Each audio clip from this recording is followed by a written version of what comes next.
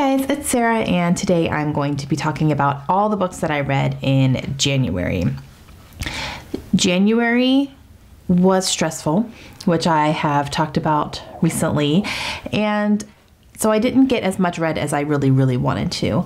However, I am in the middle of a few really big books, like over 400 pages. So I did find myself in that situation. So once I get through those in the month of February, that's going to kind of start adding up a little bit too. But I was a lot more busy in January than I was expecting and that I normally am. And then there was a full week where my younger daughter Layla was really sick. So she was home from school for a week. So that took up a lot of my time.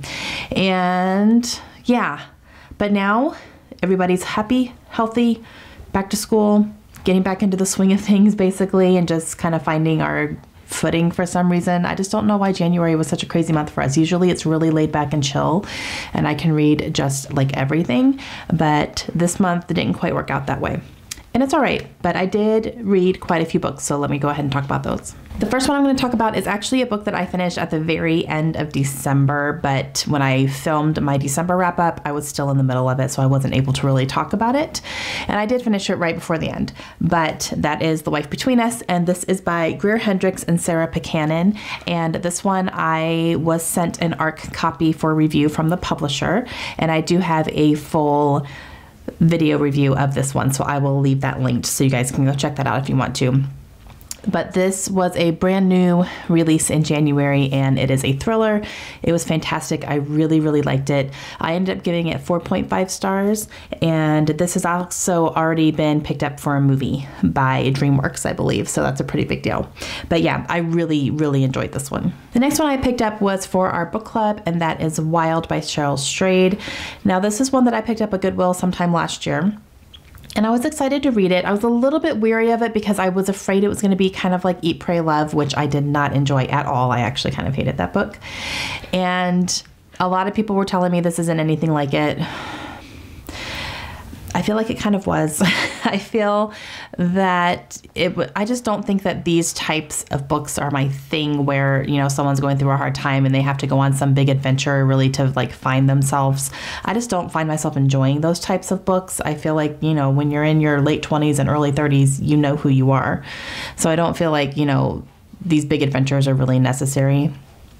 I personally didn't get anything out of this book, and I thought a lot of her actions were not really explained very well. I had a problem that she was just randomly using heroin and she never addressed that.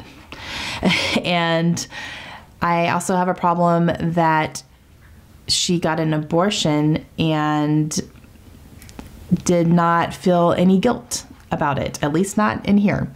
And it was just kind of like her verbiage when she was talking about that was like, well, naturally, of course I went and got an abortion. And I was just like, wait, we're just going to gloss over that? Like, ooh, you know, regardless of how you feel about that, that's a big deal, you know, and I don't feel like that's something that should have just been glossed over.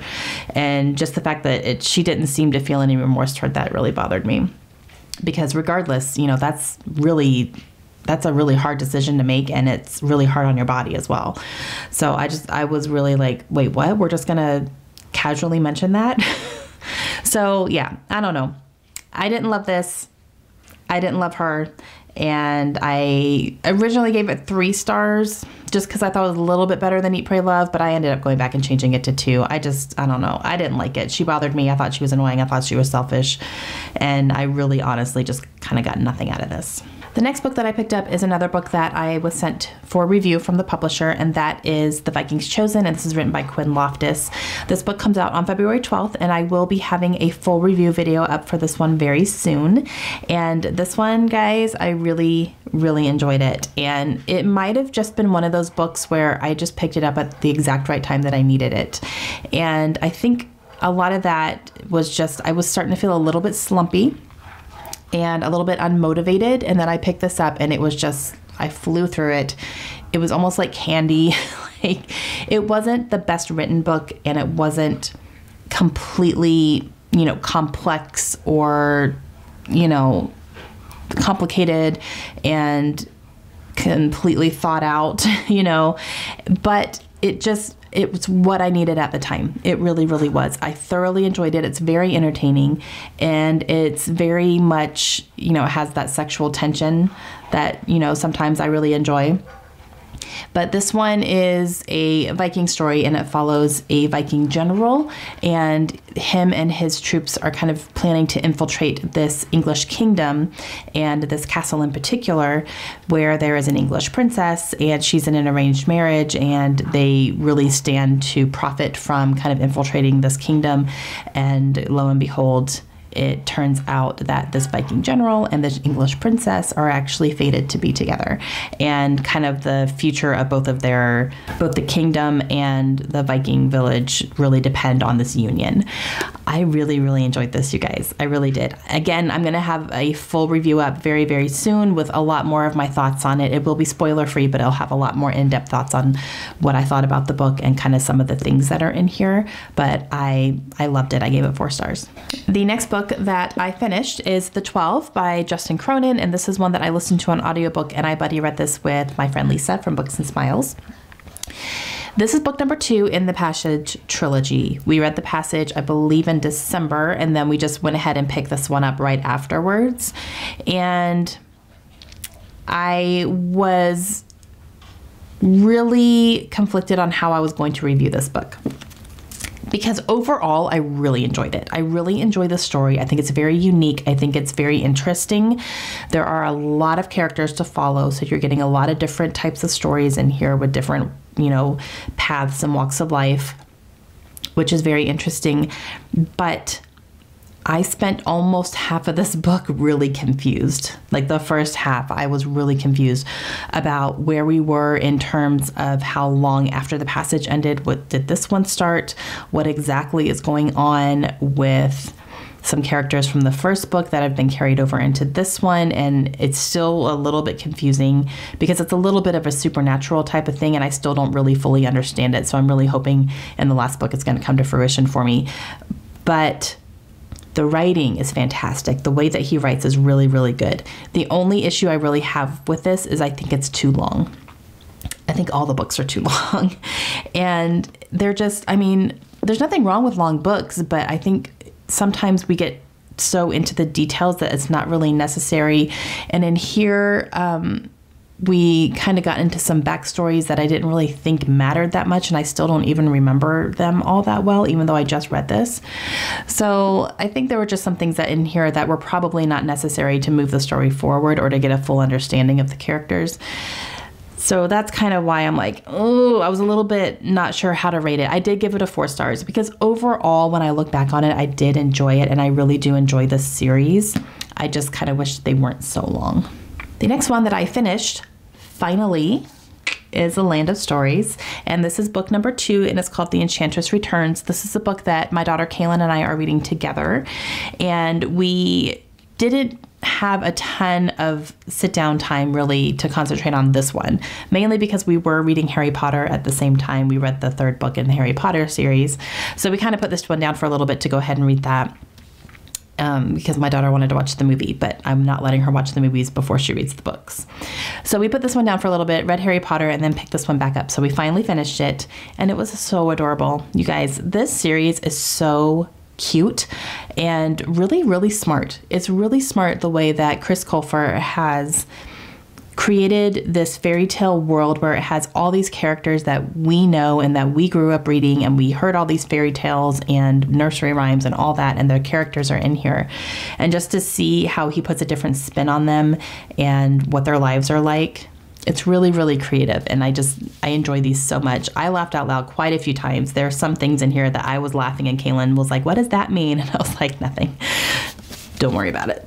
So these are definitely books that adults can enjoy as well, which I really, really like. And Kaylin, again, loved it. This one had a big emphasis on the character of Maleficent. And yeah, it was really good. Really, really liked it a lot. Gave it 5 stars. The next one that I picked up is one that I saw a movie preview, and said, you know, I've never read that. Maybe I should go ahead and give that a read since it is a very, very short book.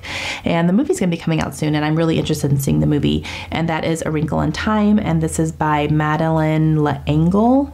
I hope I said that right. I don't know. And I really enjoyed this one. It, again, was very short. It is a children's book.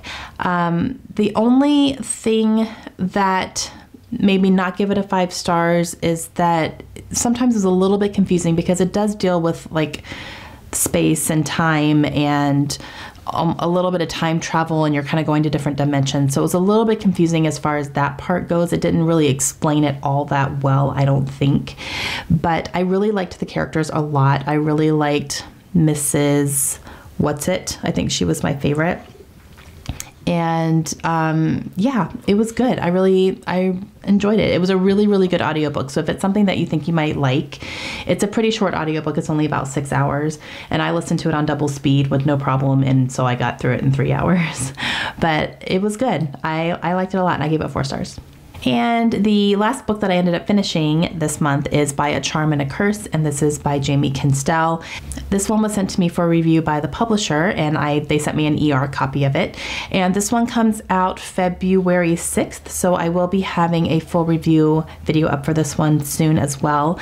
But this one is a carnival setting, and it's a young adult book, and it follows kind of this carnival that is held together by a charm and a curse, and the charm and the curse have to work together in order to keep this carnival going. And our main character, her name is Emma, and she is kind of thrown into this, and she is on the curse side of it. Something happens to her, she becomes part of it, and you kind of follow her trying to integrate herself into this and try to figure it out and understand it, and then also try to figure out if she can break the curse. So this one was enjoyable. I did enjoy this book. There were a few kind of issues I had with it. There wasn't anything with the writing. The writing was good.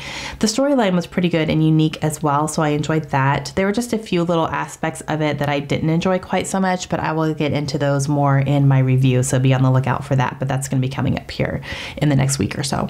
And one more book I do want to go ahead and talk about because it is a book that I actually DNF'd, and that's The Killing Floor by Lee Child. I'm officially just not going to finish this, guys.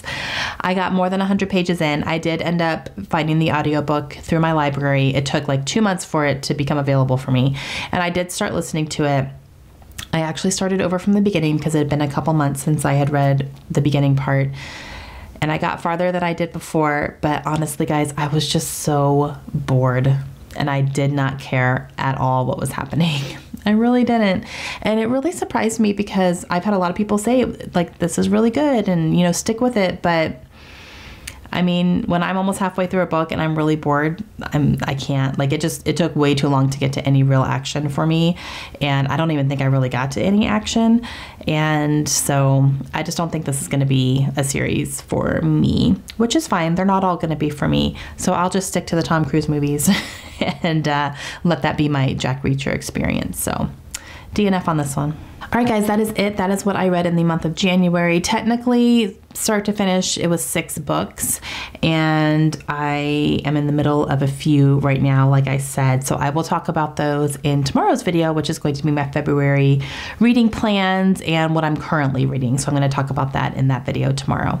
But leave me a comment down below. Let me know if you guys have read any of the books that I just talked about, what you thought of them. Let me know what your favorite read in January was. And also let me know, do you guys tend to read a lot in January? I feel like January is a really good reading month for a lot of people because it's the beginning of the year and you're super motivated. It didn't quite happen for me this year, but let me know how yours went, and I will talk to you guys again soon. Have a great day. Bye.